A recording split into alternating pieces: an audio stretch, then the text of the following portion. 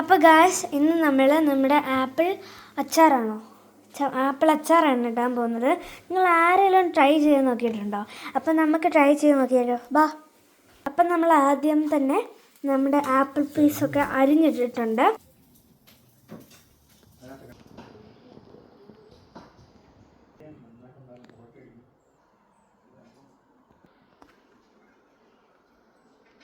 Guys കുറച്ച് wait ചെയ്യണേ. അപ്പോൾ ഗൈസ് നമ്മൾ അതിനാവശ്യമായിട്ടുള്ള ആപ്പിളും ജിഞ്ചറും ഗാർലിക്കും നമ്മൾ എടുത്തിട്ടുണ്ട്.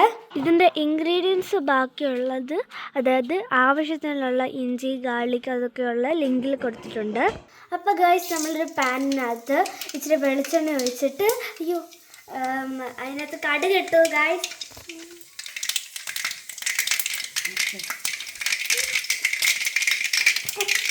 ഇതിനകത്ത് നമ്മൾ നമ്മുടെ ഗാർലിക്കും നമ്മുടെ ജിഞ്ചറും പിന്നെ നമ്മൾ വെച്ചിട്ടുള്ള ആപ്പിൾ ഇപ്പം ഇടണ്ട.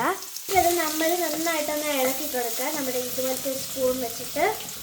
എനിക്ക് പേടിയാണ് ഐസിൽ പൊട്ടി തെറിക്കുമെന്ന് അറിയത്തില്ല ഗായ്സ്. അപ്പോൾ ഇത് ബ്രൗൺ കളർ ആവുന്ന ഗോൾഡൻ കളർ ആവുന്ന വരെ നമ്മളിത് ഇളക്കൊണ്ടേ ഇരിക്കും. ഗായ്സ് ഒരു ആകാശം കാണിച്ചു തരാം.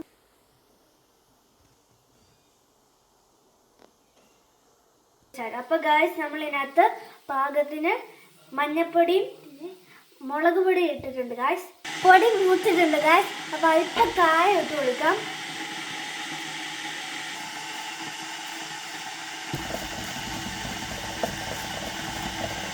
അതിനുശേഷം നമ്മൾ ആപ്പിൾ ഇട്ട് കൊടുക്കാം കേട്ടോ ഗായ്സ്. ആപ്പിൾ ഇട്ടിട്ട് ജസ്റ്റ് ഒന്ന് ഇളക്കി കൊടുക്കുകയാണ്. സൂക്ഷിച്ച് വേണം. എനിക്ക് പേടിയാണ് എപ്പോഴാണ് പോട്ട് തരുന്നത്. ഗൈസ് ആകാശം കണ്ടു. നെക്സ്റ്റ് നമ്മളിത് അടച്ച് വെച്ച് ഗൈസ് കുറച്ച് നേരം അടച്ച് വെച്ച് അല്പം വേവിക്കണം ഗൈസ്. അപ്പോൾ ഗൈസ് ഞങ്ങൾ ഇച്ചിരി ഉപ്പും കൂടെ ചേർത്തായിരുന്നു. ഇത് പറഞ്ഞ് ഞങ്ങൾ മറന്നുപോയി ഗൈസ്. എനിക്ക് ടേസ്റ്റ് ചെയ്യാം. എരിവ്. ഇന്നത്തെ ആപ്പിൾ ട്രൈ ചെയ്ത് നോക്കാം.